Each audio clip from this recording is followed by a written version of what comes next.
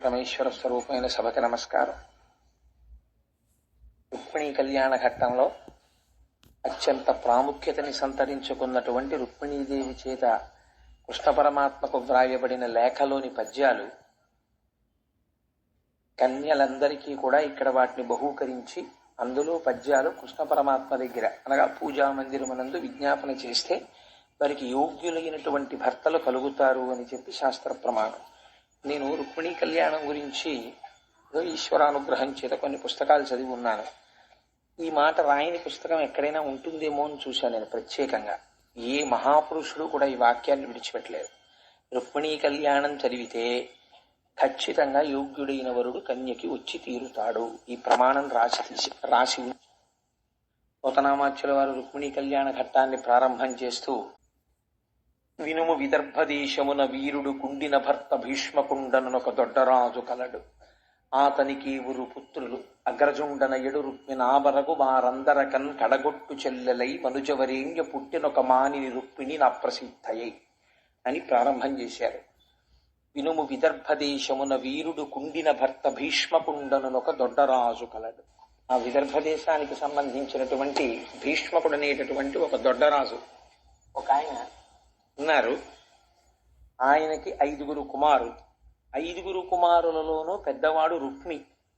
మిగిలినటువంటి వాళ్ళ పేర్లన్నీ కూడా రుక్మ సంబంధంగానే ఉంటాయి. అన్ని 5 పేర్లు రుక్మముతోనే పెట్టుకున్నాడు ఆయన. అందులో ఉన్నటువంటి అంతరార్థం ఏమి అన్నది నేను మీకు తర్వాత విజ్ఞాపన చేస్తాను. వాళ్ళ పేర్లు కూడా చాలా చిత్రంగా ఉంటాయి. రుక్మి, రుక్మ బాహువు, రుక్మ కేశుడు, రుక్మ నేత్రుడు, రుక్మ రథుడు అనే 5 పేర్లు వాళ్ళవి. ఈ 5 అన్నదమ్ములకి కడగొట్టు అంటే చిట్ట చివర ఒక ఆడపిల్ల జన్మించింది. ఆ ఆడపిల్ల రుక్మిణీదేవి. రుక్మిణ ఆ 5 వినుము విదర్భదేశమున వీరుడు కుండిన భర్త భీష్మకుండనొక దొడ్డరాజు కలడు. ఆతనికి ఊరు పుత్రులు అగ్రజుండన ఎడు రుక్మిణాబరగు వారందరకన్ కడగొట్టు చెల్లెలై మనుజవరేణ్య పుట్టినొక మానిని రుక్మిణి నా ప్రసిద్ధయై. రుక్మిణి అన్న పేరుతో ఆ ఆడపిల్ల పెరిగి పెద్దదవుతోంది. మనకి ఈశ్వర సంబంధమైన విషయంలో ఒక చిత్రమైన రహస్యం ఒకటి ఉంటుంది. శ్రీరమ సీతగాగ నిజ సేవక బృందము వీర వైష్ణవాచార జనంబుగాగ విరజానది గౌతమిగాగ వికుంఠమున్నారయ భద్రశైల శిఖరాగ్రము కాగ వహించు చేతనోత్థారకుడైన విష్ణుడవు దశరథీ కరుణాపయోనిధి అంటారు గోపరాజు గారు. మనకి ఎప్పుడెప్పుడు భగవానుడు ఒక అవతారమును స్వీకరించి భూమండలం మీదకి వచ్చినా కూడా ఆయన్ని విడిచిపెట్టడానికి ఎట్టి పరిస్థితులలోనూ ఇష్టమును చూపించక ఆయన వెంట వచ్చేటటువంటిది ఆయన యొక్క శక్తి స్వరూపము. అసలు ఇంకా యథార్థంగా మాట్లాడాలంటే ఆవిడ వస్తే తప్ప పూర్ణత్వం ఉండదు. ఆవిడ వచ్చి పక్కన చేరితేనే అవతార ప్రయోజనం పూర్తవుతుంది. లేకపోతే శక్తి సహితుడు కాకపోతే దానికి ఒక పరిపూర్ణత్వం ఉండదు, ఉపాసన సిద్ధి ఉండదు. ఉపాసన చెయ్యాలి అంటే శక్తి సహితుడైనటువంటి పరమాత్మని మాత్రమే ఉపాసన చేస్తాం. ఒక్క రామచంద్రమూర్తిని ఉపాసన చెయ్యరు. సీతారాముల్ని ఉపాసన చేస్తారు, అలాగే పార్వతీ పరమేశ్వరుల్ని. అందుకని ఆ అమ్మవారు కూడా వచ్చి కలవాలి. కలిస్తేనే అవతార ప్రయోజనం పూర్తవుతుంది. పైగా ఆయన మొర ఆలకించగలిగినటువంటి దయాళు అయి ఉంటాడు. ఎందుకంటే అమ్మవారి యొక్క స్వరూపం అంటే ఆవిడ కేవలం శక్తియే కాదు, ఆవిడ దయాశాలి, అపారమైన కారుణ్యమూర్తి. మీరు లక్ష్మీ కళ్యాణంలో విన్నారు, ఆవిడ ప్రత్యేకం తనంత తానుగా అడిగింది, స్వామి నీ గుండెలలో నాకు స్థానము కావాలి అని అడిగింది. గుండెలలో స్థానం కావాలి అని అడగడంలో ఉన్న రహస్యం మీకు ఆ రోజున నేను చెప్పాను. గుండెల్లో స్థానం కావాలి అంటే కారుణ్యమూర్తి అయి ఉంటుంది. ఎందుకంటే స్థితికారకుడై అపారమైనటువంటి శక్తియుతుడైనటువంటి పరమాత్మ ఆయన చేసినటువంటి కర్మకి ఫలితాన్ని ఇచ్చేటప్పుడు ఎప్పుడూ ఘోర రూపుడిగా, ఏమాత్రమూ కూడా కొంచెం కూడా ఆదరణ లేకుండా చండశాసకుడై ఉన్నాడు అనుకోండి, అటువంటి పరమాత్మని మనం ఉపాసన చెయ్యలేం. అమ్మవారు కారుణ్యమూర్తి అయి ఉంటే, అయ్యో పిల్లలు కాకపోతే తప్పులు ఎవరు చేస్తారండి? తప్పులు చేసిన చోటే మీ యొక్క గొప్పతనం ఆవిష్కృతం అవుతుంది. తప్పులు అసలు ఎవరూ చేయలేదనుకోండి పిల్లలు ప్రపంచంలో, అసలు అందరూ మహాభాగవతులే అనుకోండి, అందరూ మహాజ్ఞానులే అనుకోండి, ఇంకా అసలు ఈశ్వరుడి అస్తిత్వం గొప్పతనం ఎక్కడుందండి? పనికి మాలిన వాడిని ఉద్ధరించడంలోనే ఈశ్వరుడి గొప్పతనం ఉంది. ఈ మాట బెదిరించి మాట్లాడేది ఎవరో తెలుసా అండి? అమ్మవారు మాట్లాడుతుంది. వేదాంత దీక్షకులు విశిష్టాద్వైత సంప్రదాయంలో వారు చాలా పేరెన్నికగన్నటువంటి వారు, మహాపురుషులు వేదాంత దేశికులు. వారు ఒక చోట అంటారు, ఆ అమ్మవారు ఎంత స్థాయిలో వెళ్ళి మాట్లాడుతుందంటే, ఒకానొక చోట అంటాడు రామచంద్రమూర్తి రామాయణంలో, నేను అవసరమైతే సీత నిన్ను లక్ష్మణుణ్ణి వదిలిపెట్టేస్తాను, బ్రాహ్మణులకి ఇచ్చినటువంటి మాట నాకు ఎక్కువ అంటాడు. ఆయనేం వెనక తీయడు, అవసరమైతే నిన్ను వదిలిపెడతానంటాడు పరమాత్మ. అలా అంటాడేమో అని కూడా భయపడతాడు. నా బిడ్డల్ని ఆయన దగ్గరికి చేర్చడం ప్రధానం. దానికోసం నిరంతరం నా పని ఏమిటంటే ఈశ్వరుణ్ణి, కారుణ్యమూర్తిని చూసి వాళ్ళ మొరలు వినేటట్టు చేస్తాను అంటుందిట. అటువంటి దయాశాలి అయినటువంటి అమ్మ అయ్యవారి పక్కన చేరినటువంటి సందర్భాన్ని ఈ కళ్ళతో చూడడమే ఈ జన్మకి గొప్ప సన్నివేశం. అందుకే రుక్మిణీ కళ్యాణం వినడం, రుక్మిణీ కళ్యాణం చూడడం, రుక్మిణీ కళ్యాణాన్ని పూర్తి చేయడం కూడా పోతన గారు అందుకే అటువంటి మంగళప్రదమైన వాక్యంతో పూర్తి చేశారు. వారి వెనక్కి రండి.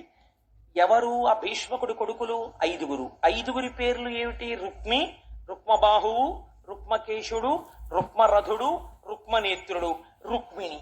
5 రుక్మంతోటే పేర్లు. రుక్మం అంటే బంగారము. బంగారం ఏం చేస్తుంది? లోభాన్ని కలిగిస్తుంది. 5 ఇంద్రియములు. ఈ 5 ఇంద్రియములు కళ్ళు, ముక్కు, చెవులు, నాలుక, స్పర్శేంద్రియము. ఈ 5 ఇంద్రియాలు ఎప్పుడు ఎవరిని కోరుకుంటాయి? చేది ప్రభువుని కోరుకుంటాయి. చిత్త ప్రభవమే కామము. కామాన్ని కోరుకుంటాయి. అంటే దాని మీద కోరిక, దీని మీద కోరిక, కళ్ళు దాన్ని చూద్దాం, చెవులు దీన్ని విందాం, ముక్కు దాన్ని వాసన చూద్దాం, ఎప్పుడూ కోరికలే.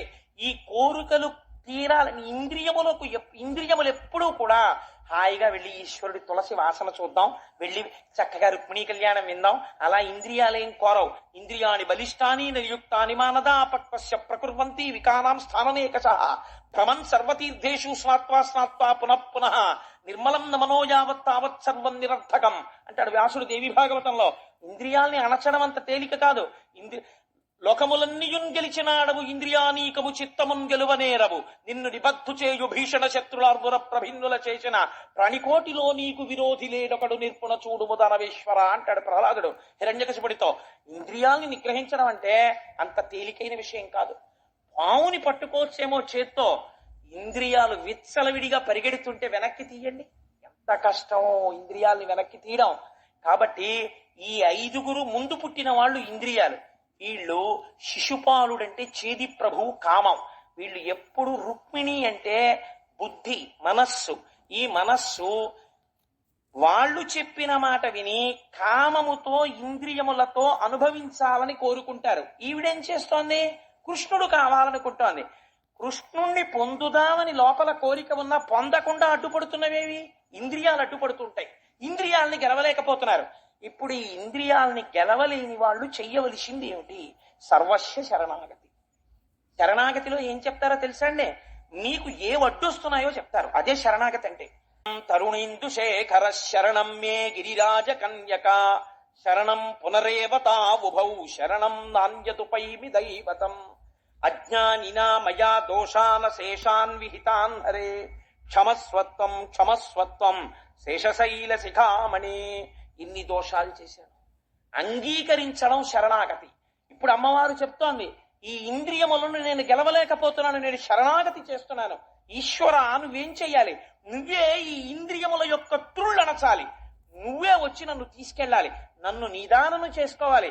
నేను నిదానము కాలేను, ఈ ఇంద్రియాలు అడ్డుపడుతున్నాయి. ఇవి ముందున్న 5 రుక్మ సంబంధమైనటువంటి నామం ఉన్న వాళ్ళు అడ్డుపడ్డమంటే. కాబట్టి ఏమవుతోంది?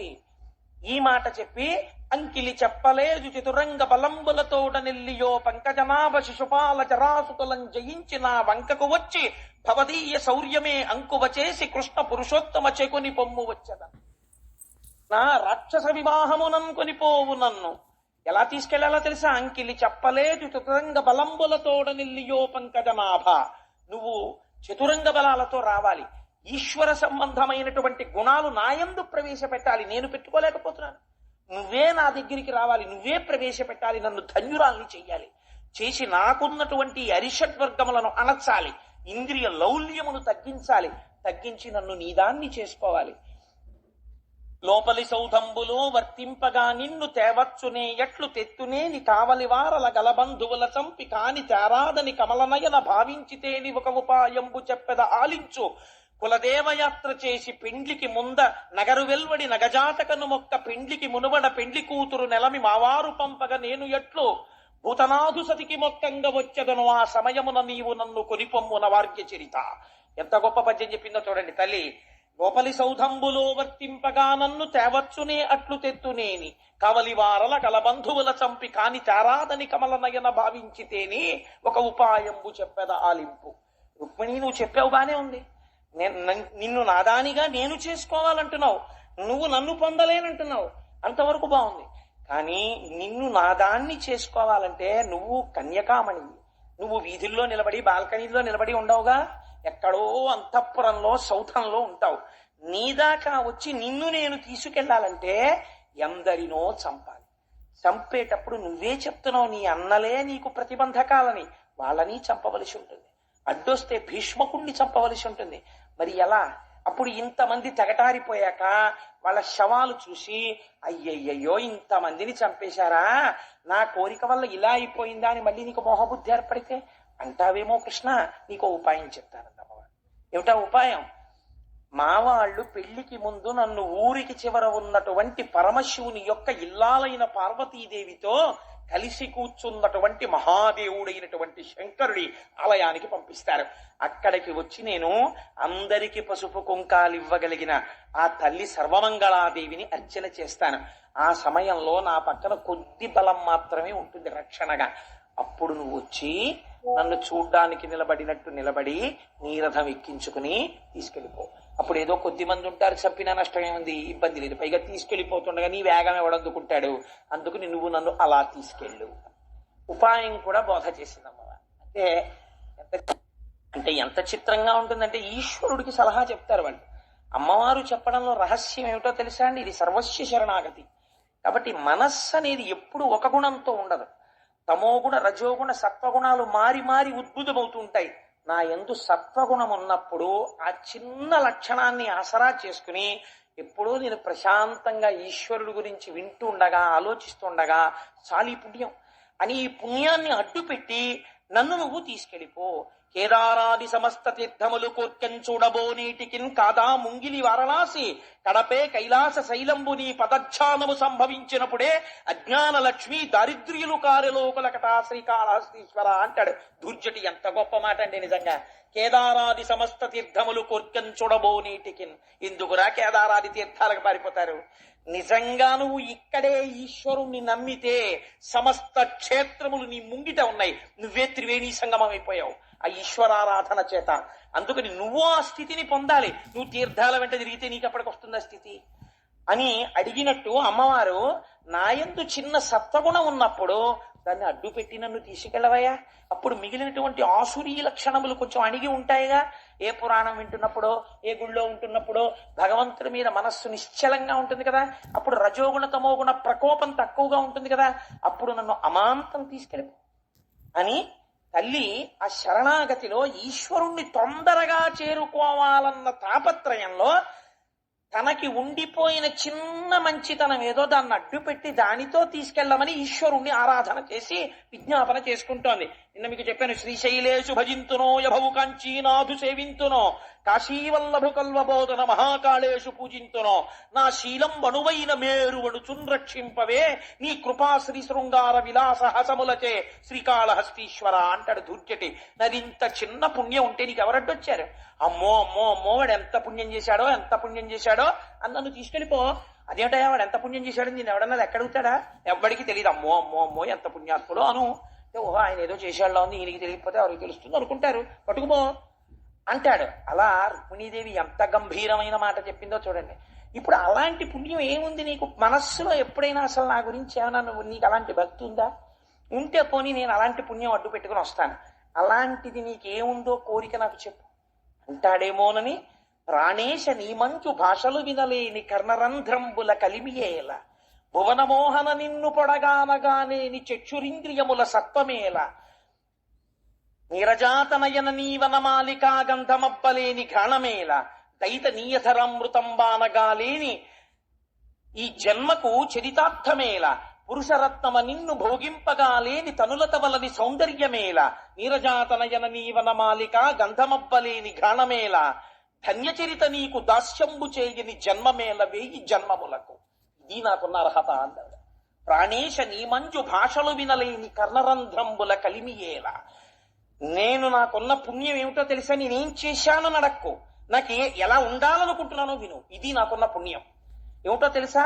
ప్రాణేశ, ప్రాణమునకు ఈశ్వరుడా, ప్రాణసమానుడా, నాకున్న కోరిక నీ గురించి వినలేని, నీ మాటలు వినలేని ఈ చెవులు ఉంటే ఎంత, ఊడిపోతే ఎంత. శిశుపాలుడు నీ గురించి మాట్లాడ్డావు, నీకు శత్రువు. నాకందుకు నాయన భర్తృత్వం అక్కర్లేదు. నిన్ను చూడ్డానికి పనికిరాని ఈ కళ్ళు ఉంటే ఎంత, ఊడిపోతే ఎంత. నాకు నిన్ను చూడాలనుంటుంది ఎప్పుడు. కాబట్టి దైత నీయధరామృతం బానగా లేని జింహకు పలరుచి సిద్ధియేలా. నాకు ఎప్పుడూ కూడా నీ అధరామృత పానం చెయ్యాలని ఉంటుంది. అంటే ఏమంటే మరి అందరికీ అలా ఎలా కుదురుతుందండి అని మీరు నన్ను అడగచ్చు. ఈశ్వరుడికి మీరు ఏది తిన్నా నివేదన చేసి తింటే అది ఈశ్వరుడికి ఉచ్చిష్టమే కదండి. అప్పుడు మీరు అధరామృత పానం చేయట్లేదు. కాబట్టి ఏది తిన్నా నేను తింటున్నానని కాకుండా ఇది ఈశ్వరానుగ్రహంగా తింటున్నానని ప్రసాద బుద్ధితో తినడం దైత నీయధరామృతం బాలగా లేని జింహకు పలరుచి సిద్ధియేలా పురుషరత్నమ నిన్ను భోగింపగా లేని తనులత వలని సౌందర్యమేలా. నీ భోగమందనటువంటి ఈ తనులత వలని సౌందర్యమేలా. నీ భోగమందడం అంటే ఈశ్వరుడు యొక్క సేవ చేయనటువంటి శరీరం. రుక్మిణీదేవి చెప్తోంది ఈ మాట. ఏమని చెప్తోంది? పురుషరత్నమ నిన్ను భోగింపగా లేని తనులత వలని సౌందర్యమేల నీరజాతనయన నీవనమాలిక గంధమబ్బలేని ఘ్రాణమేల. ఇంద్రియాలు ఇలా ఉండాలని ఈవిడు కోరుకుంటోంది, ఇంద్రియాలు చైజ్యుడికి లొంగి ఉండాలని రుక్మి కోరుకుంటున్నాడు. ఇది తేడా. కాబట్టి నాకేం కోరికుంది? నిరంతరము నిన్ను గాఢాలింగనం చేసుకుని నీ మెడలో ఉన్నటువంటి వనమాల వాసన చూడాలని నాకు కోరిక. కన్యచరిత నీకు దాస్యంబు చేయని జన్మమేలవే ఈ జన్మములకు. ఇన్ని జన్మలెత్తితే ఎందుకు, ఎంత పెద్ద పెద్ద శరీరాలు వస్తే ఎందుకు? నీ సేవ చేయనప్పుడు దిక్కుమాల శరీరం ఉంటే ఎంత, ఊడిపోతే ఎంత. అందుకని నాకు నీ సేవ చెయ్యాలనుంది. ఏనీ గుణంబులు కర్ణేంద్రియములు శోక దేహతాపంబులు తీరిపోవు. ఏనీ శుభాకార వీక్షింప కన్నులక కిలార్థ సంపదల్ కలుగుచుండు. ఏ నీల సన్నామమే ప్రొద్దు భక్తితో చింతింప బంధ సంతతలు వాయు. ఏ నీ చరణ సేవలే ప్రొద్దు చేసిన భువనోన్నతత్వంబు పొందగలుగు. అట్టి నీయందు నా చిత్త మనవరతము నచ్చియున్నది నియాన ననలేదు. కరుణ చూడుము కంసారి కలువిదారి శ్రీయుతాకార మననీ చిత్తచోర. తల్లంటుంది అలా అనుభవించాలి, అలా పూలదండ వాసన చూడాలి, అలా నా ఉచ్చిష్టం తినాలని నీకెందుకు కోరిక అంటావేమో. ఎనీ గుణంబులు కర్ణేంద్రియములు శోక దేహతాపంబులు తీరిపోవు. లేఖలో దీన్ని మొదటి పద్యంగా రాస్తుంటారు. ఎనీ గుణంబులు కర్ణేంద్రియములు శోక దేహతాపంబులు తీరిపోవు. ఈశ్వర, నీ గుణములను వింటుంటే సంసార భ్రమణ పరితాపోపశమనం వసంతీ మచ్చేతో హృదభువి శివానందలహరి అంటారు జగద్గురువులైన శంకర భగవత్పాదులు. ఈశ్వరుడి కథలు వింటుంటే సంసారములో తిరిగి తిరిగి తిరిగి తిరిగి ఏర్పడినటువంటి తాపము ఉపశాంతి పొంది మనస్సు చల్లపడి హాయిగా ఉంటుంది. అందుకని ఈశ్వర, ఎనీ గుణంబులు కర్ణేంద్రియములు శోక దేహతాపంబులు తీరిపోవు. ఏనీ శుభాకారమీక్షింప కన్నులక కిలార్థ సంపదల్ కలుగుచుండు. ఒక్కసారి ఆ వెంకటాచల ప్రభువు ముందుకెళ్ళి నిలబడి ఆపాదమస్తకం ఆయన పాదముల మీదున్న తొడుగులు, ఆయన కట్టుకున్నటువంటి పెద్ద జరియంచు పంచ, ఆ వేసుకున్నటువంటి పెద్ద సాలగ్రామాల మాల, దాని మించి వ్రేలాడుతున్నటువంటి పుష్పమాలలు, బలిష్టమైనటువంటి తొడలు, ఆ నందక ఖడ్గం, బయటికి కనపడేటటువంటి పిడి, ఆ మోకాళ్ల మీద పెట్టుకున్నటువంటి మంజీరములు, పాదములకు పెట్టుకున్నటువంటి కడియాలు, నడువుకు పెట్టుకున్నటువంటి గజ్జల వడ్డాణం, దానికి ఉన్నటువంటి చిరుగంటలు, సన్నటి నడుము, చక్కటి నాభి, కొద్దిగా ఇలా పక్కకి వంగి విశాలమైన వక్షస్థలము, ఇటు శ్రీదేవి భూదేవి వాళ్ళకి చుట్టినటువంటి కనకాంబరాల మాలలు, బలిష్టమైన భుజమూపురములు, ఈ కుడి చేతిలో చక్రం, ఎడం చేతిలో శంఖం, ఆ వెనకాతల ఆ శంఖ చక్ర గదా పద్మములను పట్టుకుని చతుర్భుజుడై ఇలా ఒక చెయ్యి, ఇలా కుడి చెయ్యేమో తన పాదములు చూపిస్తుంటే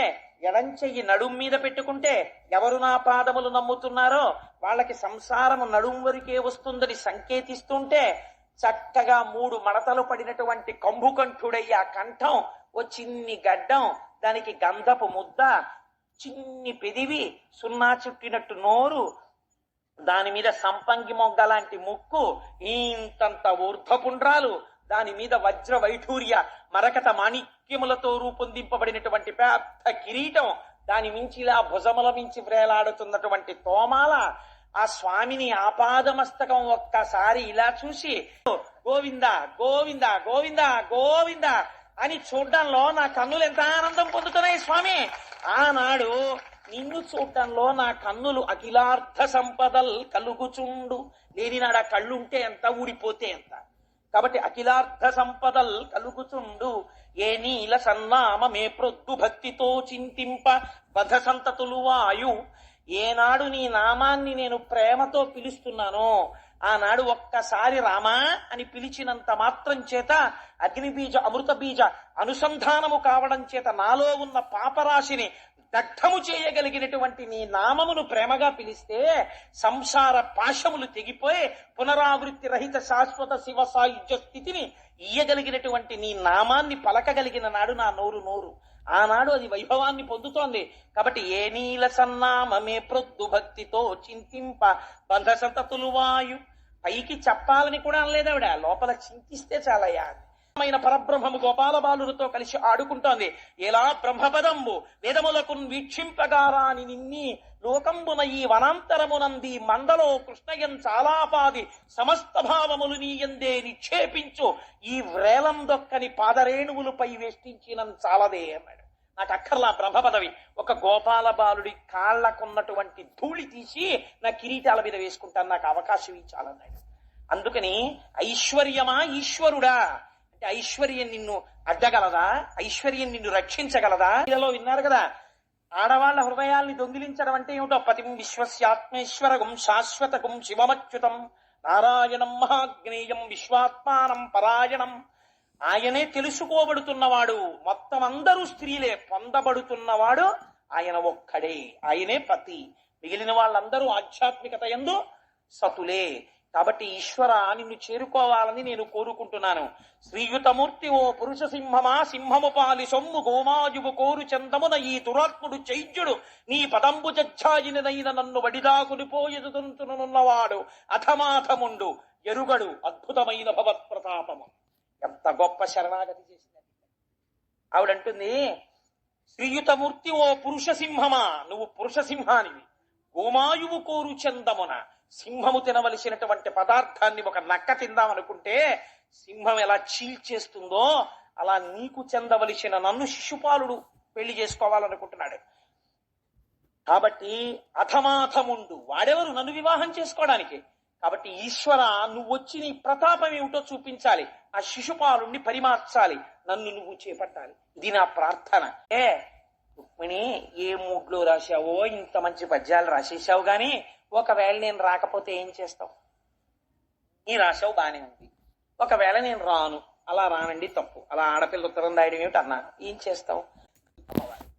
ఆవిడంది స్రవించేటటువంటి ఆకాశగంగ యందు మునుక వెయ్యాలని కోరుకునేటటువంటి మహాపురుషులలా, ఒక రుద్రుడిలా ఈశ్వర నేను కూడా ఏమంటానో తెలుసా? ఈ జన్మకే కాదు 100 జన్మలైనా సరే పొందితే నిన్ను పొందుతాను, పొందకపోతే ఆత్మహత్య చేసుకుంటాననుకోకు. మనకి రుక్మిణీ కళ్యాణం భిక్ష పెట్టింది.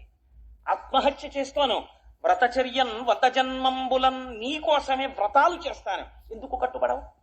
ఆనాడు వృష్ణి గర్భుడు వృష్ణి సుతపుడు చేస్తే లొంగల 3 జన్మలెత్తలా? అజాయమానో బహుదా విజాయతే అది శృతి. జన్మలెత్తని వాడివి జన్మలెత్తలా? అలా నేను వ్రతములు చేస్తూ 100 జన్మలు శరీరం వదిలేస్తాను తప్ప అన్యులను మాత్రం భర్తగా అంగీకరించను. అయితే నువ్వే నాకు భర్త. ఈ పద్యాలు చదివేటండి స్వామి. చదివి ఆ లేఖ చుట్టేసి వెంటనే అన్నారు అగ్నిజ్యోత నుండి చూసి, ఈ పిల్ల నాకు రాయడం కాదు, ఈ పిల్ల గురించి నేను ఎప్పుడో విని రాత్రులందు నిద్రపోగొట్టుకుంటున్నాను. రుక్మిణీదేవిని వివాహం చేసుకోవాలని యథార్థంగా నేను ఏవీ లేనివి కల్పించి చెప్పన. భాగవతంలో కావాలంటే మీరు ఇంటికి వెళ్ళి దశమస్కందంలో రుక్మిణీ కళ్యాణ ఘట్టంలో ఈ మాట ఉందో లేదో చూడండి. ఎందుకని మీకు 10 మాటలు చెప్పాను ఈ మాట. జ్యోతిర్లింగము అంటే చీకటిని పోగొట్టున్నది. రాత్రి నిద్ర లేదు అంటే దాని అర్థం ఏంటో తెలుసా అండి? ఈశ్వరుడి దృష్టిలో ఎవరు తనని పొందాలనుకుంటున్నారో అటువంటి వాళ్ళ అజ్ఞానమును తీసి తమసోమ జ్యోతిర్గమయ మృత్యోర్మ అమృతంగమయ, వాళ్ళని తాను పొందడానికి మహానుభావుడు ఆర్తి చెందిపోతూ ఉంటాడు. అందుచేత నేను ఎంత తొందరగా వద్దామా అని నేను అనుకుంటున్నానన్నారు. అంటే ఇక్కడే పోతన గారికి గురువు అంటే ఎంత ప్రేమో మనకు అర్థమవుతుంది. కాబట్టి ఎంత మంచి మాట అంటుందో చూడండి. ఆ రుక్మిణీదేవి ఆ వచ్చినటువంటి అగ్నిజ్యోతనుడు అన్నాడు, ఆయలనాగ మీకు తగు ఆయంగనకుంతగు నీవు మా ఉపాధ్యాయులయాన పెండ్లియగు తప్పదు జప్యములేల నీవు నీ తోయము వారి కూడుకొని తోయరుహానన తెత్తు కాని విచ్చేయము శత్రులను నురుము చేయుము శోభనంబిలన్ అన్నాడు ఆయన. అండంలో చూడండి, ఆయలనాగ నీకు తగు, ఆ అమ్మాయి నీకు తగింది. ఆయలనాగ నీకు తగు ఆంగనకుం తగు నీవు, ఆమెకి నీవు తగిన వాడివి. మీ ఇద్దరు ఒకరికొకళ్ళు తగిన వాళ్ళు అయితే పెళ్లిళ్ళు అయిపోతాయేమిటి? మా ఉపాధ్యాయుల యాన పెండ్లియకు, మేము గురువులం. అగ్నిజ్యోతనుణ్ణి. అగ్నిజ్యోతనుడు అంటే అగ్ని అంటే స్వయం ప్రకాశకం, దగ్ధం చేసేస్తుంది అజ్ఞానాన్ని. అటువంటి గురువు, అటువంటి భగవంతుణ్ణి ద్యోతకము చూపించేవాడు గురువు. ఈశ్వర దర్శనాభిలాషి అయిన వాడిని భగవంతుడి వైపుకి తీసుకెడతాడు. మనము తొలగతోసి జ్ఞానము వైపుకి నడిపించగలిగినటువంటి సమర్థుడు గురువు. కాబట్టి ఆయన అంటున్నారు, మా ఉపాధ్యాయుల యాన పెండ్లియగు, మేము గురువులం ఆశీర్వచనం చేస్తున్నాం, మీ ఇద్దరికి వివాహం అవుతుంది. ఇంకా ఎందుకయ్యా ఆలస్యం? తోయము వారు కూడుకొని తోయరుహానన తెత్తు కాని విచ్చేయుము శత్రులను నురుము చేయుము శోభనంబిలన్. ఈ లోకంలో ఒక గొప్ప సంప్రదాయాన్ని నిలబెట్టు. శరణాగతి చేసిన వారిని ఈశ్వరుడు రక్షించాడు. ఒక ధైర్యం నిలబడాలి. కాబట్టి కృష్ణ బయలుదేరి వచ్చేసేయండి. ఈ మాట వినగానే అన్నగారికి చెప్పలేదండి కృష్ణుడు. వెంటనే దారుకుణ్ణి పిలిచాడు. మనస్ఫూర్తిగా పిలిచిన వాడి కోసం పరిగెత్తడానికి పరమాత్మ ఎంత సిద్ధంగా ఉంటారో చూడండి. దారుకుణ్ణి పిలిచి రథం సిద్ధం చేయమన్నారు. అగ్నిజ్యోతనుడితో కలిసి ఎక్కి కూర్చుని వచ్చేస్తున్నారు గబగబా. ఎక్కడికి వెళ్ళాడు తమ్ముడని అడిగాడు బలరాముడు. ఆ విదర్భ రాజ్యానికి వెళ్ళాడు, కుండిన నగరానికి రుక్మిణీదేవిని రాక్షస వివాహంలో తీసుకురావడానికి అన్నారు. అన్నగారి ప్రేమ అన్నగారిది. అయ్యో తమ్ముడు ఒక్కడే వెళ్ళాడని సైన్యాన్నంతటినీ తీసుకుని బలరాముడు బయలుదేరాడు వెనకాతల. ఈయన మహానుభావుడు కృష్ణ పరమాత్మ ఆ కుండిన నగరంలో వీధుల్లో తిరుగుతున్నారట. తిరుగుతుంటే వాళ్ళు చూసి అనుకుంటారు, ఏమి అందగాడు రా మహానుభావుడు, ఆ నెమలి పించం, ఆ జుట్టు, ఆ కిరీటం, ఆ ముక్కు, ఆ నోరు, ఆ గడ్డం, కస్తూరి తిలకం లలాట పలకే వక్షస్థలే కౌస్తుభం నాసాగ్రే నవమౌక్తికం కరతలే వేణుంకరే కంకణం సర్వాంగే హరిచందనంచ కలయం కంఠే చ ముక్తావళి గోపస్త్రీ పరివేష్టితో విజయతే గోపాల చూడామణి. అంతటి అందగాడు కదా స్వామి. అందుకని ఆయన్ని చూసి ఎంత అందంగా ఉన్నాడు అని నిజంగా ఈ వీళ్ళిద్దరికే వివాహం జరిగితే అని పొంగిపోతున్న సమయంలో లోపల పాపం రుక్మిణీదేవి కంగారు పడుతోంది. నిజంగా అసలు నాకు వివాహం జరుగుతుందా? ఈ అగ్నిజ్యోతనుడు వెళ్ళాడా? పూర్వకాలంలోనండి రుక్మిణీ కళ్యాణంలో పద్యాలు ఎవరైనా చదివితే అందరి నోళ్లు కదులుతూ కనపడేవి. ఎందుకని ఆంధ్రదేశంలో ఆ పద్యాలు తెలియనటువంటి వాళ్ళు లేరు. ఇప్పటికీ చాలా మంది ఉన్నారు.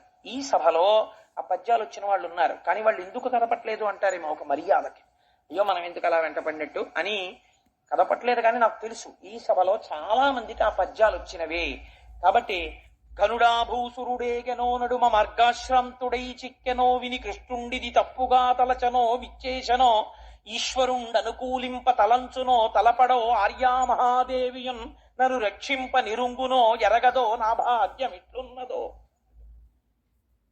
ఆ వెళ్ళినటువంటి వాడు మహానుభావుడు ఘనుడా భూసురుడేగెనో, వెళ్ళాడో లేదో అగ్నిజ్యోతనుడు, మార్గమధ్యంలో ఏమైనా ప్రయాణపు బడలకని పొందాడో, ఒకవేళ నిజంగా అంతఃపురంలోకి వెళ్లి కృష్ణ పరమాత్మకి నేను రచించినటువంటి లేఖని ఇచ్చినప్పటికీ ఆడపిల్ల ఇలా రాయడం ఏమిటి ధూర్తతనంతో రానన్నాడో, నా భాగ్యం ఎట్లున్నదో, నేను కృష్ణుణ్ణి పొందగలనో పొందలేనో అని ఆవిడ వ్యాకులత చెందుతోంది. ఇల్లనుకుంటున్నారు, ఊళ్ళో ఉన్నారు. తగు నీ చక్రి విదర్భరాజసుతకుం తజ్జంబు వైదర్భియుం తగు నీ చక్రికి ఇంత మంచి తగునే దంపత్యమీ ఇద్దరిన్ తగులంగట్టిన బ్రహ్మ నిర్పరిగదా దర్పాహ తారాతి అయి మగడవుగావుట చక్రీసుతతికిన్ మా పుణ్యమూలంబునన్. కృష్ణుడి కోసం రుక్మిణిని పుట్టించాడు, రుక్మిణి కోసం కృష్ణుడిని పుట్టించాడు. వీళ్ళిద్దరూ పక్క పక్కన కూర్చుంటే దంపతులైతే ఎంత బాగుంటుందో, నీలతో జత మధ్యస్థ విద్యుల్లేకే భువాస్వర అన్నట్టుంటారు. కానీ మరి శిశుపాలుడికి ఇచ్చి చేస్తానంటున్నాడు. వెంటనే వాళ్ళు అన్నారు, ఇది ఔదార్యం. వీళ్ళిద్దరికీ వివాహం అవడానికి ప్రతిబంధకంగా శిశుపాలుడు ఉంటే ఆ శిశుపాలుడు తొలగిపోయి కృష్ణుడి ఈవిడ పక్కన చేరడానికి మా పుణ్యాలన్నీ ఇచ్చేస్తాం. మా పుణ్యమూలంబునన్, మా పుణ్యాలు కూడా ఆవిడే పోసేసుకుని ఈయన్ని భర్తగా పొందాలి. ఈశ్వరుణ్ణి చూసేటప్పటికీ ఆ జననీ జనకులు ఇద్దరూ సింహాసనం మీద కనపడాలని లోకం తాపత్రయపడిపోతుంది. రేపు వాళ్ళిద్దరి మధ్య తెర పైకెత్తి మాంగళ్యాన్ని సుబ్రహ్మణ్య శర్మ గారు అందరికీ చూపించి జీలకర్ర బెల్లం పెట్టి ఇంతంత తామర పూలతో అయ్యవారి పాదాలు చక్కగా కడిగి కన్యాదానం చేసి వాళ్ళిద్దరినీ ఒక పీటల మీద కూర్చోపెట్టి మంగళసూత్రధారణ అయిపోయి ముత్యాలతో కూడిన తలంబ్రాలు పోసుకుని ఆ పాదాలు కడిగినటువంటి జలాలు అందరి మీద జల్లుతుంటే ఎప్పుడెప్పుడు వాళ్ళిద్దరినీ కలిసి పీటల మీద అలా చూద్దామని పరిగెత్తని జన్మ జన్మ కదా అని నేనంటలేదు, పోతనగారు అంటున్నారు భాగవతంలో. కాబట్టి మా పుణ్యమూలంబునన్, మా పుణ్యాలు కూడా పోసుకుని వాళ్ళిద్దరూ ఒకటవ్వాలి అని ఆ ఊళ్ళో ఉన్న వాళ్ళు కోరుకుంటున్నారట. ఈలోగా ఈ అమ్మవారన్న మాటలో ఒక గమ్మత్తైన మాట ఉందండి. ఇదే రుక్మిణీ కళ్యాణానికి ఆయువు పట్టు అంటారు పెద్దలు. శ్రీ మహావిష్ణువే శంకరుణ్ణి అనేక రూపాలతో సేవించి సేవించి ఆర్యామహాదేవి అన్న పేరుతో పరమశివుడి యొక్క ఇల్లాలైనాడు. ఇప్పుడు ఈ ఆర్యామహాదేవికి సంబంధించిన పద్యం విన్నా చదివినా ఒక ఫలితం వస్తుంది. పెద్దలు ఏం చెప్తారంటే, తండ్రి ఏం చూడగలడు, అప్పటికి ఆ సంబంధం చాలా బాగుందనిపిస్తుంది, పెళ్లి చేసేస్తాడు. కానీ ఆ పిల్లవాడికి వచ్చే గండాన్ని, ఆ పిల్లవాడికి వచ్చేటటువంటి ఐశ్వర్య భంగాన్ని, ఆ పిల్లవాడిలో వచ్చే మార్పుల్ని, ప్రమాదాల్ని కన్యాదాత ఎన్ని గ్రహించగలడు? కాబట్టి రుక్మిణీ కళ్యాణంలో కూర్చోపెడితే తప్ప పిల్లని సంబంధాలు చూసేవారు కాదు. కారణం ఏమిటో తెలుసా అండి? ఆర్యామహాదేవియున్నను రక్షింప నిరుంగునో ఎరగదో నా భాగ్యమెట్లున్నదో. ఈ పద్యం ఆడపిల్ల చదివితే, అందుకే రేపు లేఖిచ్చి చదివిస్తున్నాం. ఒకవేళ నొసటన అల్పాయుర్దాయం ఉన్నవాడు, లేదా ఐశ్వర్య భంగం అయిపోయేవాడు, లేదా సంతానమును పొందలేనివాడు, ఇలాంటి భంగపాట్లు ఉన్నటువంటి పురుషుడితో వివాహం అవ్వాలని రాసి ఉంటే ఆడపిల్లకి, ఎవరు ఈ పద్యాలు వింటున్నారో, ఈ పద్యాలు చదువుతున్నారో, ఎవరు రుక్మిణీ కళ్యాణం చూస్తున్నారో అటువంటి వారి నొసట వ్రాత మారి యోగ్యుడైన వరుడు వస్తాడు. శిశుపాలుడు తప్పి కృష్ణుడు వచ్చినట్టు. అందుకని రుక్మిణీ కళ్యాణం కలిగిస్తారు. అందుకని రుక్మిణీ కళ్యాణం చేయించేవారు పూర్వం. ఆ రుక్మిణీ కళ్యాణం చదివితే, చూస్తే మనకి ఉన్నటువంటి కొన్ని కోట్ల జన్మలుగా వస్తున్న పాపరాశి వలన ఏర్పడినటువంటి కర్మవాసనలు తొలగి బుద్ధి చేత ఈశ్వర పాదములు పట్టగలుగుతాం. అది పెళ్ళైపోయిన వాళ్ళకు వచ్చే ఫలితం. కాబట్టి అన్ని స్థాయిలలో ఉన్న వాళ్ళని రుక్మిణీ కళ్యాణం ఉద్ధరించేస్తుంది. అంత గొప్ప లేఖ అటువంటి పద్యాలు. ఇప్పుడు అగ్నిజ్యోతనుడు పరిగెత్తుకొచ్చాడు. ఆ పద్యం రచించడంలో పోతన గారి పరవశం చూడండి. అసలు ఆ గంటను నడిచేటప్పుడు మొట్టమొదటి మాట చూడండి, గురువు ఏం మాట్లాడతాడో. మెచ్చు భవద్గుణోన్నతిని అమేయథనావళులిచ్చ నాకు తావొచ్చ సుదర్శనాయుధుడు వాడే సురాసురులేకమై వచ్చిన నైనా రక్షస వివాహమునన్ కొనిపోవు నిన్ను నీ సచ్చరితంబు భాగ్యమును సర్వము నేడు ఫలించే కన్యకా అన్నాడు. రుక్మిణి అనలేదు. ఎవరు చదువుతున్నారో ఆ కన్యకల గదరికి ఇదే ఫలితం ఆ పద్యంలో. ఇది పోతన గారి అద్భుతం. ఇది పోతన గారి వెనక రామచంద్ర ప్రభువు పలికెటిది భగవతమట పలికించు విభుండు రామభద్రుండట నే పలికిన భవహరమగునట పలికెదవే రెండు గాథ పలుకగనేలా. ఏ కన్య చదివినా అదే ఫలితం. మెచ్చ భవద్గుణోన్నతిని, నీ గుణాలు మెచ్చుకున్నాడు. అమేయధనావళులిచ్చ నాకు, నీ వంటి శిష్యురాలికి గురువునైనందుకు నాకు ఎంత ధనం ఇచ్చాడో. ఇచ్చినట్టు భాగవతంలో లేదు. అంటే ఆయన ఎంత ఇచ్చినా ఈయనకి అంత తృప్తిగా ఉందని. అమేయధనావళులిచ్చ నాకు తావచ్చ సుదర్శనాయుధుడు వాడే. సుదర్శన చక్రం పట్టుకుని వచ్చేసాడు మా కృష్ణుడు. సురాసురులేకమై వచ్చిననైనా, దేవతలు రాక్షసులు కలిసి వచ్చినా సరే, దిక్కుమల్ల శిశుపాలుడే పాటి. రాక్షస వివాహముననుకొని పోవు నిన్ను, రాక్షస వివాహంలో తీసుకెడతాడు. రాక్షస వివాహం అంటే పెద్దవాళ్ళ సమ్మతి లేకుండా తీసుకెళ్ళడం. 8 వివాహ విధాల్లో అదొకటి. అందుకని ఇది శరణాగతి. అందుకని శత్రువుల్ని అణిచి ఈశ్వరుడు పొందుతాడు. అందుకని రాక్షస వివాహమే ఇక్కడ. అందుకని రాక్షస వివాహముననుకొని పోవు నిన్ను నీ సచ్చరితంబు భాగ్యమును సర్వము నేడు ఫలించే కన్యక, నీ యొక్క జీవితం ఫలించింది. ఇది రేపు కన్యలందరూ కూర్చుని పద్యాలు చెప్తే వాళ్ళందరి మీదకి బ్రాహ్మణులు వచ్చి ఆ అక్షతలు పోసినటువంటి ఆ అక్షతల్ని, తలంబ్రాల అక్షతల్ని చల్లుతారు. అమ్మవారు రుక్మిణీదేవి పార్వతీ పరమేశ్వరుల యొక్క ఆరాధన చేసింది. జీవితానికంతటికి రక్షణ గౌరీ తపస్సులో ఆడపిల్ల చేసిన ఆ కుంకుమార్చనలోంచి వస్తుంది. అమ్మవారి అనుగ్రహం అక్కడే ప్రారంభమవుతుంది. కన్య సువాసినిగా మారబోతోంది. ఆ తరువాత ఆ పిల్ల తల్లి కావడానికి అన్నిటికీ కావలసిన అదృష్టం అప్పుడే కటాక్షింపబడుతుంది. మీకు ఓపిక ఉంటే లలితా సహస్రం తప్పులు లేకుండా చదవగలిగిన 10 మందిని ఆదరించి కూర్చోపెట్టి లలితా సహస్రం చదివించండి మాంగళ్యధారణ అయ్యే వరకు. గౌరీ తపస్సు జరుగుతున్నంతసేపు ఆడపిల్ల తదేక దృష్టితో పార్వతీదేవిని ఆరాధన చెయ్యాలి. అందుకే రుక్మిణీదేవి మౌనంతో దేవాలయానికి వెళ్ళింది, ఎవరితో మాట్లాడలేదు. కాబట్టి ఆ చెరుకు కర్రలు పంచింది, మంగళసూత్రాలు పంచింది, అప్పాలు పంచింది. అప్పుడు చెప్పింది, నమ్మితి నామనంబున సనాతనులైన ఉమామహేశులన్ మిమ్ము పురాణ దంపతుల మేలు భజింతు కదమ్మ, మేటి పెద్దమ్మ దయాంబుర శివి కదమ్మ, హరిన్ పతి చేయుమమ్మ, నిన్ను నమ్మిన వారికన్నటికి నాశము లేదు కదమ్మ ఈశ్వరి. ఎంత గొప్ప పద్యం అండి! ఈ పద్యం రావద్దండి.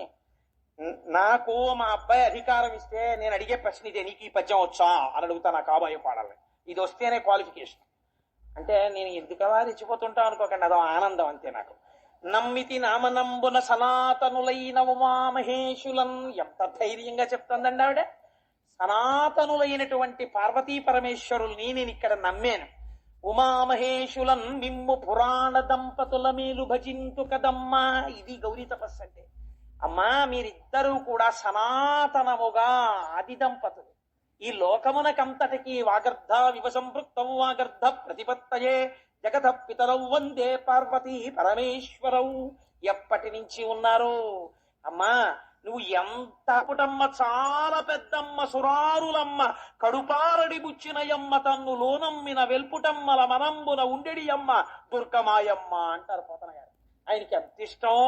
అందుకని నమ్మితి నామనంబున సనాతనులైన ఉమామహేశులన్. ఎటువంటి విశేషణం అండి!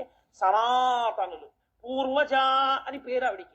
అన్నీ ఎప్పుడున్నాయో అంతకన్నా ముందు ఆవిడుంది. అంతటి సనాతనులైనటువంటి మీరు తరగని 5వ తనంతో నువ్వు ఉన్నావు కదమ్మా.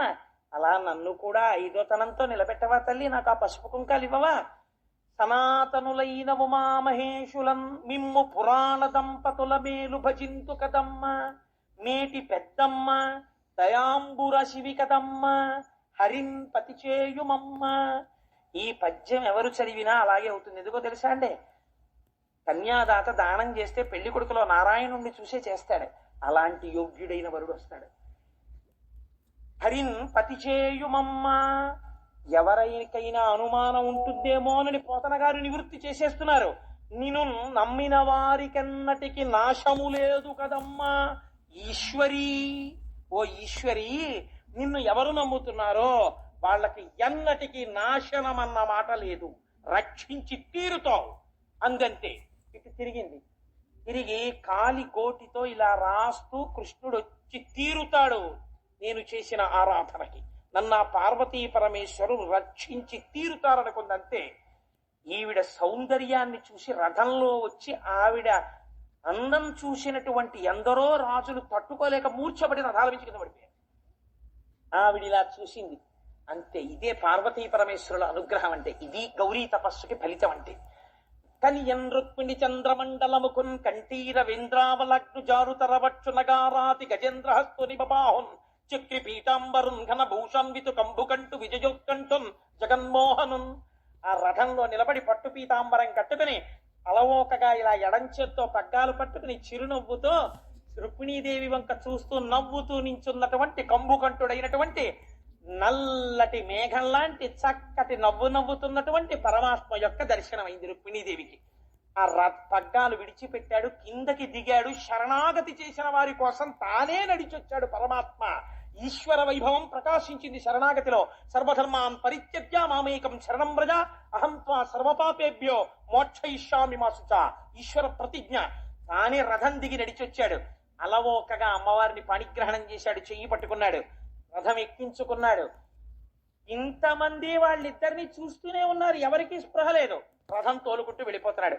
ఉరే ఉరే ఉరే ఉరే కృష్ణుడు ఎత్తుకుపోయాడు రుక్మిణీదేవిని అన్నారు. వీళ్ళందరికీ స్పృహ వచ్చింది, ఎత్తుకుపోతున్నవాడు కృష్ణుడు. పరుగు పరుగున వెనక్కి వెళ్ళారు. వెళ్ళి శిశుపాలుడికి జరాసంధుడికి చెప్పారు, అయ్యయ్యో అలా ఎత్తుకుపోవడం ఏట్రా, పదండి మనందరం యుద్ధానికి అన్నారు. సుదర్శన చక్ర ధారలతో వీళ్ళందరి కుత్తుకలు కత్తిరించాడు. ఎందరో పడిపోయారు. బుగ్గన చొక్కట్టుకుని పెళ్లి కొడుకులు తయారైపోయాడు దిక్కుమాల శిశుమాలుడు. వాడు వెనక్కి వచ్చి ఏడుస్తూ వెళ్ళి జరాసంధుడి దగ్గరికి వెళ్ళాడు. పక్కన నమ్ముకున్న స్నేహితుడు ఉద్ధరించేవాడై ఉండాలి. వాడి దగ్గరికి వెళితే వాడన్నాడు, బ్రతుకవచ్చునొడల ప్రాణం బొలుండిన బ్రతుకు కలుగని నీ భార్య కలదు, బ్రతికి తీవు భార్య పట్టు దైవమెరుగు, వగచవలదు చెయ్యవలదు వలదు అన్నాడు. గురేనువి ఎంత అదృష్టవంతుడిరా, కృష్ణుడి దగ్గరికి వెళ్ళి చచ్చిపోకుండా వెనక్కి వచ్చావా? పెళ్లి ఆగిపోతే అయిపోయింది, ఇంకో పెళ్ళం దొరుకుతుంది, బతికానని సంతోషపడరా అన్నాడు. జరాసంధుడిని నమ్ముకుంటే ఇదిగో ఇలాంటి కబుర్లే చెప్తారు వాళ్ళు. కాబట్టి బ్రతుకు వచ్చునొడల ప్రాణం బొలుండిన బ్రతుకు కలిగని నీ భార్య కలదు, బ్రతికి తీవు భార్య పట్టు దైవమెరుగు, వగచవలదు చెయ్యవలదు వలదు అన్నాడు. ఒక్క రుక్మి మాత్రం ఒక గోపాల బాలుడు మా చెల్లిని అపహరించడం ఏమిటని అపారమైనటువంటి ఆవేశంతో రథం వెంట పడ్డాడు. మా సాటి వాడివా మా పాప కొనిపోవయే పాటి కలవా అడవిది వంశము, ఎంది జన్మించితి వెక్కడ పెరిగితి వెయ్యది నడువడి ఎవరెరుగు, మనహీనుడవీవు మర్యాదలెరుగవు మాయచే కొనిక అని మరలి రావు, నిజ రూపమున శత్రుని వహంబుపై పోవు వసుధేశుడవు కావు వవిలేవు, కొమ్మ నిమ్ము నీవు గుణరహితుండవు విడువు విడువవేని విలయకాల ప్రాణశిలీ పరంపరల నిన్ను నిహతుని చేయుదును ఆగు కృష్ణ అంటూ బ్రహ్మాండమైనటువంటి ధనుర్బాణాలు పట్టుకుని బయలుదేరాడు. మా సాటి వాడవా మా పాప కొని పోవయే పాటి కలవా అడవిది వంశము. తెలియకుండానే స్తుతి చేసేస్తున్నాడు. నువ్వు గోపాల బాలుడివి, ఎక్కడో పుట్టినటువంటి వాడివి, ఆలమందల వెనకాల పెరిగినటువంటి వాడివి, నీకు మా పిల్ల కావలసి వచ్చిందా? మా పిల్లని ఎత్తుకుపోతావా? నిన్ను ఇప్పుడే తుదముట్టించేస్తాను కృష్ణ అని వస్తున్నాడు. వస్తూ ఉంటే చూశాడు కృష్ణుడు ఇంత నింద చేస్తున్నాడు, కానీ అది స్తుతి పాఠం అయిపోయింది. నిజంగా పరమాత్మకి జన్మం ఏమిటి, పరమాత్మకి వంశం ఏమిటి, పరమాత్మకి కులం ఏమిటి, ఆయనకి గోత్రం ఏమిటి, ఇది తెలియక వెర్రివాడు ప్రలపిస్తున్నాడు. ఒక్కసారి సుదర్శన చక్రాన్ని చేత్తో పట్టుకుని సంకల్పం చేస్తున్నారు. అని డగ్గుత్తికతో మహాభయముతో ఆకంపితాంగంబుతో వినతశ్రాంత ముఖంబుతో శృతిచల ద్వేణీ కలాపంబుతో కనుతో ఇందడిగొన్న భాష్పములతో కాంతాలలామంబు మురొక్కిన రుక్మిన్ తెగవేయబోకమడిషన్ కృష్ణుండు రోచిష్ణుడై. అసలు కన్నులంబట నీరు పెట్టవలసినటువంటి అవసరం లేక తన కడగంటి చూపులతో లోకములకు ఐశ్వర్యములనీయగలిగినటువంటి శ్రీ మహాలక్ష్మి తన తోడబుట్టినటువంటి వాడు మరణిస్తాడేమోనని ఇంకా పెళ్లి కాకుండానే కృష్ణుడితో విడుతున్నది భయపడిపోయి అని డగ్గుత్తికతో, కంఠంలో మాట రాకుండా అని డగ్గుత్తికతో మహాభయముతో ఆకంపితాంగంబుతో వణికిపోతున్న శరీరంతో ఆయన కాళ్ళు పట్టుకుని శృతిచలద్వేణీ కలాపంబుతో కనుతో ఇంజడి కొన్న భస్మములతో కళ్ళ వెంబట నీళ్లు కారిపోతుండగా, నేను కోరుకున్న వాడితో పెళ్ళయిందని మా తండ్రి సంతోషించాలా? ఈ సంతోష సమయంలో తన తల కొరివి పెట్టవలసినటువంటి పెద్ద కొడుకు మరణించాడని విచారించాలా? అందుకని ఈశ్వర నా అన్నకి ప్రాణభిక్ష పెట్టు అని ఆయన పాదములు పట్టుకుంది. పోతన గారు అన్నారు, రేవుల వారంగురిగి అన్నారు వచనంలో. కృష్ణుడు అయితే వీడికి ప్రాణము తీసినంత పని చేస్తాను అని కిందకి దిగి కత్తి తీసి ఆ రుక్మి తల పట్టుకుని పాయలు పాయలుగా తల, గడ్డం, మీసం గొరిగేసి వదిలిపెట్టేశాడు. ఈ పాయలు పాయలుగా గొరిగేసి విరూపుణ్ణి చేసి వదిలేశాడు. వదిలేస్తే కించెత్తు బాధపడింది రుక్మిణీదేవి. బలరాముడు వచ్చి ఓదార్చాడు. తదనంతరంబున హాయిగా ద్వారకా నగరాన్ని చేరుకున్నారు. కృష్ణ పరమాత్మ చెప్పారు, ఎందుకు భయపడతావు? వచ్చెదర్ర దయ్యదు సైన్యము చొచ్చెదర్ర దిశల్ అరి సైన్యమెల్ల వైరుల పలసన్ నొచ్చెదరును విచ్చెదరును చచ్చెదరును నేడు చూడు జలజాతాక్షి. బెంగ పెట్టుకుంటావు ఎందుకు? అదిగో ఇరు సైన్యం వచ్చేసింది బలరాముడితో. ఈ శత్రు సైన్యం అంతా తెగటారిపోతుంది. నువ్వు సంతోషంగా ఉంటావు, హాయిగా వివాహం చేసుకుంటావు, బెంగ పెట్టుకోకుని అన్నారు. ద్వారకా నగరాన్ని చేరుకున్నారు. ధ్రువ కీర్తిన్ హరిపిండియాడి నిజ చేతోహారిణిన్ మానవైభవ గాంభీర్య విహారిణిన్ సకల సంపత్కారిణిన్ పుణ్యచారిణి మహాదారిద్ర సంహారిణిన్ శుభభూషాంబరధారిణిన్ గుణవతి చూడామణిన్ రుక్మిణిన్. ఎటువంటి తల్లిట? ధ్రువకీర్తిన్ హరిపిండియాడే, శ్రీమన్నారాయణుడు పెళ్లి చేసుకున్నాడు ఆ రోజున. నిజ చేతోహారిణిన్ మానవైభవ గాంభీర్య విహారిణిన్ సకల సంపత్కారిణిన్ సాధు బాంధవ సత్కారిణి మహాదారిద్ర సంహారిణిన్ పుణ్యచారిణి సువిభూషాంబరధారిణిన్. మంచి పట్టుపుట్టం కట్టుకున్నది, దరిద్రాన్ని నాశనం చెయ్యగలిగినది. కోడలంటే అలా ఉండాలి. కాబట్టి దరిద్రాన్ని నాశనం చెయ్యగలిగినది, పుత్రాభివృద్ధిగా వంశాన్ని పెంచగలిగినటువంటిది, చక్కటి చిరునవ్వుతో అందరినీ ఆదరించేటటువంటి స్వరూపమున్నది, మంచి గుణములు కలిగినటువంటిది. ఇటువంటి రుక్మిణీదేవిని కృష్ణుడు ద్వారకా నగరమునందు పెద్దలందరి సమక్షములో వివాహమును చేసుకున్నాడు. ఇంతమంది ద్వారకావాసుల సమక్షంలో అదిగో వేదిక సిద్ధమైపోతోంది. మీకు శుభలేఖలు ఇచ్చేశారు, పెళ్లివారందరూ వచ్చేశారు, అగ్నిజ్యోతనుడు వచ్చేస్తారు. అనగా ఆదిలక్ష్మి అయిన రుక్మిణితోడ క్రీడ సల్పుచున్న కృష్ణు చూచి పట్టణంబులోని ప్రజలుల్లసిల్లిరి ప్రీతులగుచు ముక్త భీతులగుచు. అనగా ఆదిలక్ష్మి అయిన రుక్మిణితోడ, ఆ శ్రీ మహాలక్ష్మియే రుక్మిణీదేవి. ఆవిడ పక్కన కృష్ణుడు కూర్చుంటే ఆవిడ మన మొరలు వినిపిస్తుంది, దయాశాలి అయి మనల్ని రక్షిస్తుంది. ఇంకా మనకేం కావాలి? మన అందరం భయాలు వదిలిపెట్టి పరమ సంతోషముగా ఉండవచ్చు.